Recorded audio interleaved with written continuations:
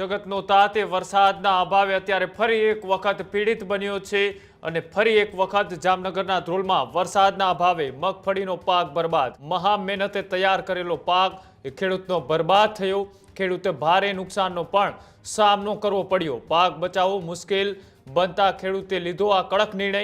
ઊભા પાકનો જ રોટાવેટર ફેરવી નાશ કર્યો। 20 થી 25 વીઘાની મગફળીમાં આ ખેડૂતોએ અત્યારે રોટાવેટર મેકી દીધું છે। ધ્રોલ તાલુકામાં ઘણા ખેડૂતોના મને ફોન આવ્યા છે કે અત્યારે ભાઈ વરસાદની ખેંચથી રોટાવેટર મેકવામાં આવ્યું છે। ઝાડિયા, માનસર, ખીજડીયા, ખેંગારકા જેવા ગામોમાં 25 વીઘાની મગફળીમાં 2.5 લાખથી જાજો ખર્ચો કરેલ છે અને અત્યારે અમે આ રોટાવેટર મેકી દીધું છે। જામનગર જિલ્લાને ધ્રોલ તાલુકાને દુષ્કાળગ્રસ્ત જાહેર કરો। વરસાદ ખેંચાય અને પિયત આપવાનું ચાલુ કર્યું તો મગફળીમાં તો કયો પીડીઓ એવો રોગ આવ્યો કે મગફળીનો વિકાસ જ રૂંધાઈ ગયો અને એટલી હદે મગફળી ખરાબ થઈ ગઈ કે ઉપાડીને પશુને નાખો તો ચારામાં પણ ખાતા નથી। આગાહી કરો કે આજ આવશે, કાલ આવશે, પણ વરસાદ કાંઈ આવતો નથી અને ખેડૂત દુઃખી છે। ખેતરો ખાલી પડ્યા છે અને એક ખેડૂતને મગફળીમાં 20-20 હજારનો ખર્ચો થઈ ગયેલો છે તો કૂવામાં 4 કલાકનું પાણી છે તો 4 કલાકમાં શું પાણી પી લેવાનું? તો ખેડૂત કરે તો કરે, આમાં શું કરે, ક્યાં જાય? ઉપર આપને નીચે ધરતી। ખેડૂતની આવી દુર્દશા છે। જગતનો તાત કહેવાય છે। તાત એટલે બાપ કહેવાય। બાપ હંમેશા દુઃખી જ હોય છે, તમે જોઈ શકો છો।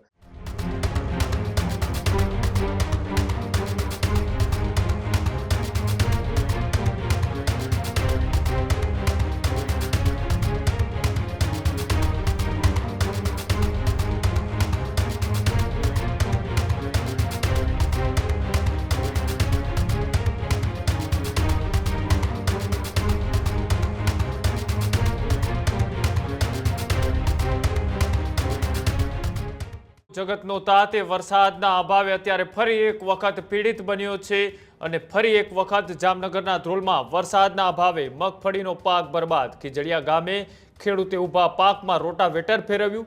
પાણીના અભાવે સુકાઈ ગયો મગફળીનો પાક। મહા મહેનતે તૈયાર કરેલો પાક એ ખેડૂતનો બરબાદ થયો। ખેડૂતે ભારે નુકસાનનો પણ સામનો કરવો પડ્યો। પાક બચાવવો મુશ્કેલ બનતા ખેડૂતે લીધો આ કડક નિર્ણય। ઊભા પાકનો જ રોટાવેટર ફેરવી નાશ કર્યો। ધ્રોલ તાલુકામાં વરસાદ ખેંચાતા ખેડૂતો હાલ અત્યારે ચિંતામાં છે। અસરગ્રસ્ત વિસ્તારને જાહેર કરવાની પણ ખેડૂતોએ માંગ કરી છે। સરકાર પાસે કૃષિ રાહત પેકેજની પણ માંગ કરવામાં આવી છે। સૌરાષ્ટ્રના મોટા ભાગના વિસ્તારોની અંદર કે જ્યાં ઓછા વરસાદ પડવાના કારણે અત્યારે હાલ ખેડૂતોનો પાક એ બરબાદ થવાના આરે છે। કેટલાક વિસ્તારોમાં ખૂબ ઓછો વરસાદ પડતા ખેડૂતોએ જે વાવણી કરેલો પાક છે તે ક્યાંક બરબાદ થઈ રહ્યો છે અને એ જ રીતના જામનગરના ધ્રોલમાં કે જ્યાં ખીજડીયા ગામે ખેડૂતે ઊભા પાક પર રોટાવેટર ફેરવ્યું અને ત્યારબાદ અસરગ્રસ્ત જે વિસ્તાર છે તેને અસરગ્રસ્ત એટલે કે દુષ્કાળગ્રસ્ત વિસ્તાર જાહેર કરવાની પણ કૃષિ મંત્રી પાસે ખેડૂતો ત્યારે હાલ માંગ કરી રહ્યા છે।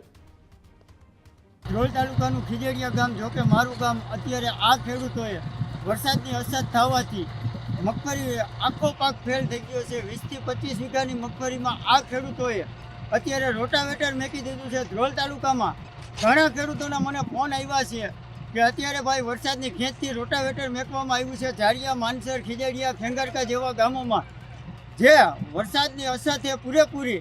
તો હું આ કૃષિ મંત્રીને આ વિડીયોના માધ્યમથી કહેવા માગું છું, મીડિયાના માધ્યમથી કહેવા માગું છું કે કૃષિ મંત્રી શ્રી, આપ જોઈ શકો છો, કાલે તમે સેટેલાઇટથી સર્વે કરશો કે હું પાક હતો કે હું હતો। અમારે મગફળી હતી 25 વીઘાની મગફળીમાં 2.5 લાખથી જાજો ખર્ચો કરેલ છે અને અત્યારે અમે આ રોટાવેટર મેકી દીધું છે। તો હું આ વિડીયોના માધ્યમથી કૃષિ મંત્રી અને મુખ્યમંત્રીશ્રીને કહેવા માગું છું કે ધ્રોલ તાલુકા અને જામનગર જિલ્લાને દુષ્કાળગ્રસ્ત જાહેર કરીને ચાલુ પાક ધિરાણ તમામ ખેડૂતોનું માફ કરવામાં આવે અને માલધારી સમાજને ઘાસચારો પૂરો કરવામાં આવે અને પાણી પીવાનું પૂરું કરવામાં આવે। જામનગર જિલ્લાને ધ્રોલ તાલુકાને દુષ્કાળગ્રસ્ત જાહેર કરો એવી નમ્ર અપીલ કરું છું। જો આ ટૂંક સમયમાં નહીં થાય તો આ ખેડૂતોને રસ્તા ઉપર આવવું પડશે। અત્યારે જામનગર જિલ્લા અને ધ્રોલ તાલુકાનો ખેડૂત પાયમાલ થઈ ગયો છે। તો હું એકવાર ફરીથી વિનંતી કરું છું મુખ્યમંત્રીશ્રીને, 2 હાથ જોડીને નમ્ર અપીલ કરું છું કે અત્યારે આ ખેડૂતોને દુષ્કાળગ્રસ્ત જાહેર કરીને ચાલુ પાક ધિરાણ તમામ માફ કરવામાં આવે એવી નમ્ર અપીલ। સિંચાઈ માટે ખેડૂતોની મુશ્કેલીમાં સતત વધારો પણ જોવા મળી રહ્યો છે।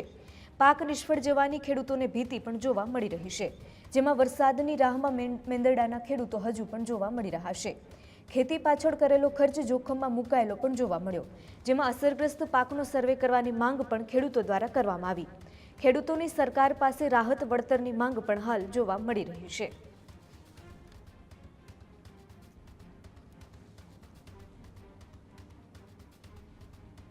મારી જમીન દાત્રાણા રોડ વેકરા વિસ્તારમાં આવેલી છે અને હાલ અમે ખેતી કરીએ છીએ બધા. અને અમારા વિસ્તારમાં વરસાદ થતાં માંડવી, સોયાબીન અને અડદના વાવેતર ખેડૂતોએ કરેલા છે, જેમાંથી પાક પણ સારો ઉગેલો. ઉગતા જ ઈયળનો ઉપદ્રવ આવેલો. ઈયળનો ઉપદ્રવ આવતા ખેડૂતે કંટ્રોલ કરેલો, ઈયળોના 2 ડોઝ મારી અને પાક સારો થઈ રહ્યો. તો વરસાદ ખેંચાણો. વરસાદ ખેંચાય અને પિયત આપવાનું ચાલુ કર્યું તો મગફળીમાં તો કયો પીડીઓ એવો રોગ આવ્યો કે મગફળીનો વિકાસ જ રૂંધાઈ ગયો અને એટલી હદે મગફળી ખરાબ થઈ ગઈ કે ઉપાડીને પશુને નાખો તો ચારામાં પણ ખાતા નથી. એ મગફળીને ખાતરના ખાડામાં નાખવી પડે છે. એવી પોઝિશન ખરાબ થઈ ગઈ છે. અમુક ખેતરો ખાલી થઈ ગયા અને ખેડૂતોએ મગફળી ઉપાડી લીધી. ઉપાડી અને બીજો અડદનો કે કઠોળનો પાક વાવવાનું વિચારે તો વરસાદ નથી. આગાહી કરો કે આજ આવશે, કાલ આવશે, પણ વરસાદ કાંઈ આવતો નથી અને ખેડૂત દુઃખી છે. ખેતરો ખાલી પડ્યા છે અને એક ખેડૂતને મગફળીમાં 20-20 હજારનો ખર્ચો થઈ ગયેલો છે. જે હાલ અમે સરકાર પાસે એટલે આશા રાખીએ કે બિયારણ ચારા પૂરતી સગવડ કરી આપે. બાકી ખેડૂતને સરકાર પાસે કોઈ દી આશા રાખતો નથી. જો વીઘે ખાંડી મગફળી ઉત્પાદન થઈ જાય તો ખેડૂત કોઈને આશા રાખતો નથી. સોયાબીનના પાક સારા છે પણ એમાં હાલ પિયતની ખાસ જરૂર છે તો વરસાદ નથી. સરકાર 10 કલાક પાવર આપે છે તો કૂવામાં 4 કલાકનું પાણી છે તો 4 કલાકમાં શું પાણી પી લેવાનું? 2 વીઘા ખેડૂત સાચવવાનું કરે કે બિયારણ જોગું થાય તો ભૂંડનો ત્રાસ. જેટલું પાય એમાં ભૂંડાઓ આવે, ચટકાસોટ લગાવે પણ એ વારા પણ તોડી નાખે છે. ભૂંડું આવે તો હાલ દુઃખી છે. અડદનો પાક મોડો વાવવાનો, એ પણ વાવેલો તો પાક સારો નીકળ્યો. તેમાં અત્યારે નાની લીલી ઈયળ અને વરસાદ નથી તો એને હિસાબે સુકાવા લાગ્યો છે. તો ખેડૂત કરે તો કરે, આમાં શું કરે, ક્યાં જાય? ઉપર આપને નીચે ધરતી. ખેડૂતને આવી દુર્દશા છે. જગતનો તાત કહેવાય છે. તાત એટલે બાપ કહેવાય. બાપ હંમેશા દુઃખી જ હોય છે. તમે જોઈ શકો છો આવી પરિસ્થિતિ અમારી છે ખેડૂતોની. મેંદરડા પંથકમાં ખેડૂતોએ વાવણી કાર્ય સારી રીતે કર્યું હતું, પણ વાવણી કાર્ય કર્યા પછી મગફળી, સોયાબીન જેવા પાકોમાં એક પણ વરસાદનો છાંટો આવેલો નથી, જેથી મગફળીમાં સૂયા નથી ફૂટ્યા. તેમજ મગફળીનો પાક ઊભો સુકાવા લાગ્યો છે. સોયાબીનમાં એમ પણ છે અને રોગચાળો પણ એવો છે.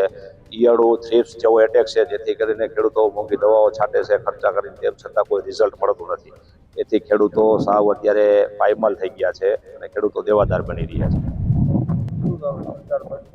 સરકારને એવી માંગ કરવામાં આવે છે કે આ વહેલાસર આ બધું સર્વે કરાવીને જે તે ખેડૂતોને નુકસાની થઈ ગયેલી હોય તેને વળતર યોગ્ય આપવામાં આવે તો ખેડૂતો પાછું પોતાનું ગુજરાન ચલાવી શકે. તેમજ તેના પશુઓના નિર્વાહ માટે પણ કરવું પડશે. અત્યારે ચારો પણ થાય એવું છે.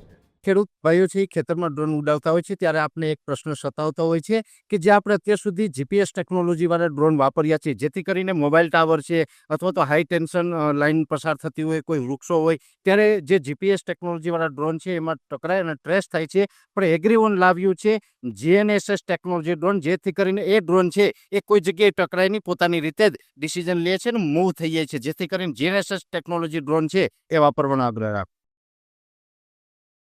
આ જ પ્રકારની તમામ અપડેટ જોવા માટે ન્યૂઝરૂમ ગુજરાતને લાઇક, શેર અને સબસ્ક્રાઇબ કરવાનું ભૂલતા નહીં.